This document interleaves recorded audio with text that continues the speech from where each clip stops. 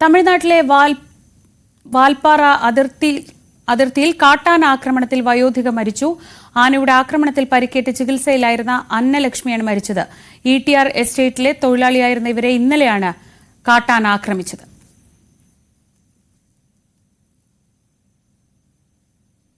മസ്തകത്തിൽ മുറിവേറ്റ നിലയിൽ അതിരപ്പിള്ളിയിൽ കണ്ടെത്തിയ ആനയുടെ ആരോഗ്യം മെച്ചപ്പെട്ടു. ആനയെ ചികിത്സിച്ച് ഉൾക്കാട്ടിൽ വിട്ട ശേഷം ആദ്യമായി ദൃശ്യങ്ങൾ പുറത്തുവന്നു.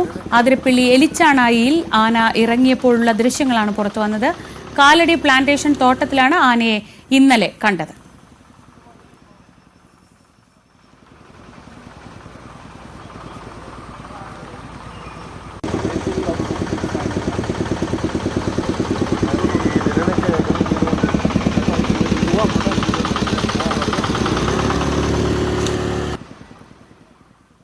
സംസ്ഥാനത്ത് ഉയർന്ന ചൂട് റിപ്പോർട്ട് ചെയ്യുന്ന സാഹചര്യത്തിൽ ജാഗ്രതാ നിർദ്ദേശവുമായി കാലാവസ്ഥാ വകുപ്പ്.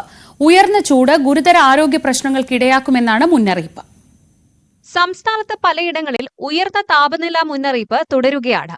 ഉയർന്ന ചൂട്, സൂര്യാഘാതം, സൂര്യതാപം, നിർജ്ജലീകരണം തുടങ്ങി ഗുരുതരമായ ആരോഗ്യ പ്രശ്നങ്ങൾക്ക് കാരണമാകുമെന്നാണ് മുന്നറിയിപ്പ്.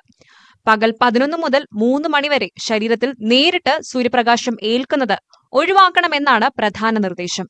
നിർമ്മാണ തൊഴിലാളികൾ, കർഷകർ, വഴിയോര കച്ചവടക്കാർ എന്നിവർ ജോലി സമയം ക്രമീകരിക്കണം. മാർക്കറ്റുകൾ, കെട്ടിടങ്ങൾ, മാലിന്യ ശേഖരണ, നിക്ഷേപ കേന്ദ്രങ്ങൾ തുടങ്ങിയ ഇടങ്ങളിൽ തീപിടുത്ത സാധ്യതകൾ കൂടുതലാണ്. ഇതിൽ ജാഗ്രത വേണം. കാട്ടുതീ വ്യാപിക്കാനും സാധ്യതയുണ്ട്. വനമേഖലയോട് ചേർന്ന് താമസിക്കുന്നവരും വിനോദസഞ്ചാരികളും ജാഗ്രത പുലർത്തണം. വിദ്യാഭ്യാസ സ്ഥാപനങ്ങളിൽ ശുദ്ധമായ കുടിവെള്ളം ഉറപ്പാക്കണം. പരീക്ഷാകാലമായാൽ പരീക്ഷാ ഹാളുകളിലും ജലലഭ്യത ഉറപ്പാക്കണം. ധാരാളം വെള്ളം കുടിക്കണം. ശീതളപാനീയങ്ങൾ ഒഴിവാക്കണം. കോട്ടൺ വസ്ത്രങ്ങൾ ധരിക്കുക. പഴങ്ങളും പച്ചക്കറികളും ധാരാളമായി കഴിക്കുക. ORS ലായനി, സംഭാരം തുടങ്ങിയവയുടെ ഉപയോഗം കൂട്ടുകയെന്നും നിർദ്ദേശമുണ്ട്. അസ്വസ്ഥതകൾ അനുഭവപ്പെട്ടാൽ വൈദ്യസഹായം തേടണമെന്നും ദുരന്ത നിവാരണ അതോറിറ്റി പറയുന്നു. ന്യൂസ് 18 തിരുവനന്തപുരം. ബാംഗ്ലൂരിൽ നിന്നും കന്യാകുമാരിയിലേക്ക് പോകുന്ന തീവണ്ടിയിൽ കത്തിക്കുത്ത്. ബംഗളൂരുവിൽ നിന്ന് കായംകുളത്തേക്ക് യാത്ര ചെയ്ത ചെറുപ്പക്കാർ തമ്മിലുള്ള തർക്കമാണ് കത്തിക്കുത്തിൽ കലാശിച്ചത്. ടിക്കറ്റ് എടുക്കാത്തതിനെ ചൊല്ലിയായിരുന്നു തർക്കം. ഇവർക്ക് പാലക്കാട് വരെ മാത്രമേ ടിക്കറ്റ് ഉണ്ടായിരുന്നുള്ളൂ. പരിശോധനയിൽ TT പിഴ ഈടാക്കി. ഇതിനെ തുടർന്നായിരുന്നു വാക്കേറ്റവും കത്തിക്കുത്തും. തൃശൂർ റെയിൽവേ പോലീസ് പ്രതിയെ കസ്റ്റഡിയിലെടുത്തു. പരുക്കേറ്റയാളെ ആശുപത്രിയിൽ പ്രവേശിപ്പിച്ചു. കൊല്ലം കുണ്ടറ പോക്സോ കേസിൽ ഇന്ന് വിധി പറയും. കൊട്ടാരക്കര ഫാസ്റ്റ് ട്രാക്ക് സ്പെഷ്യൽ കോടതിയാണ് വിധി പറയുക. 2017 ജനുവരി 15-നാണ് കേസിനാസ്പദമായ സംഭവം. 11ഉം 13ഉം വയസ്സുള്ള കുട്ടികളെ മുത്തച്ഛൻ പീഡിപ്പിക്കുകയായിരുന്നു. ഇതിൽ മനംനൊന്ത് 11-കാരി തൂങ്ങി മരിച്ചിരുന്നു. ഇടുക്കി കല്ലാർ വാട്ടയാറിൽ കൂറ്റൻ പാറ പതിച്ച് വീട് തകർന്നു. വാട്ടയാർ സ്വദേശി അനീഷിന്റെ വീടിന് മുകളിലേക്കാണ് പാറ വീണത്. കഴിഞ്ഞ രാത്രിയാണ് സംഭവം. അനീഷും ഭാര്യയും മക്കളും ഈ സമയം വീട്ടിലുണ്ടായിരുന്നു. ഒരു കുട്ടിക്ക് കാലിന് പരിക്കേറ്റു. ഇവർ അടിമാലി താലൂക്ക് ആശുപത്രിയിൽ ചികിത്സ തേടി. ആരുടെയും പരിക്ക് ഗുരുതരമല്ല. വഖഫ് ബില്ലിൽ സംയുക്ത പാർലമെന്ററി സമിതി അംഗീകരിച്ച ഭേദഗതികളോടെയുള്ള ബില്ലിന്റെ കരട് ഇന്ന് JPC അംഗങ്ങൾക്ക് നൽകും. നാളെയാണ് അവസാന യോഗം. ഇത് നടക്കാനിരിക്കെ കരടിൽ അഭിപ്രായം രേഖപ്പെടുത്താനാണ് നൽകുന്നത്. പ്രതിപക്ഷം കൊണ്ടുവന്ന ഭേദഗതികൾ വോട്ടിനിട്ട് തള്ളിയാണ് JPC ചെയർമാൻ ഭരണപക്ഷത്തിന്റെ ഭേദഗതികൾ അംഗീകരിച്ചത്. വെള്ളിയാഴ്ച തുടങ്ങുന്ന ബജറ്റ് സമ്മേളനത്തിൽ തന്നെ വഖഫ് ബിൽ പാസാക്കാനാണ് സർക്കാരിന്റെ ശ്രമം.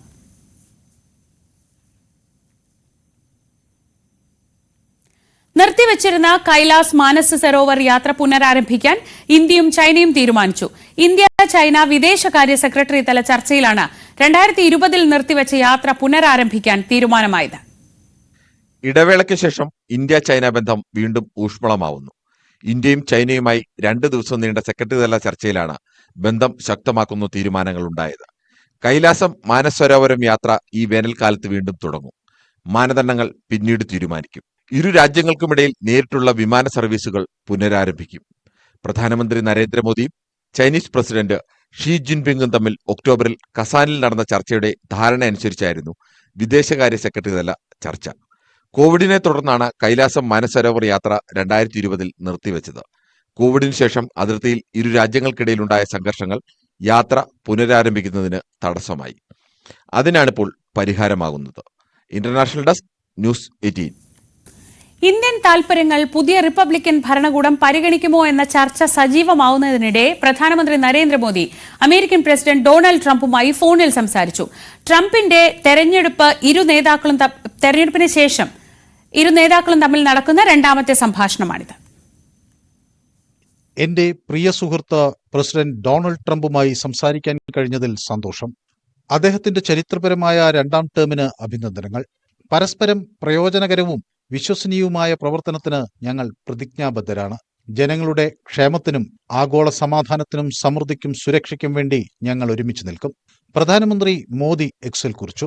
US പ്രസിഡന്റ് സ്ഥാനം ഏറ്റെടുത്ത ട്രംപിനെ ഫോണിൽ അഭിനന്ദിച്ച ശേഷമുള്ള പ്രധാനമന്ത്രിയുടെ എക്സിലെ പ്രതികരണം വലിയ പ്രതീക്ഷ ഉണർത്തുകയാണ്.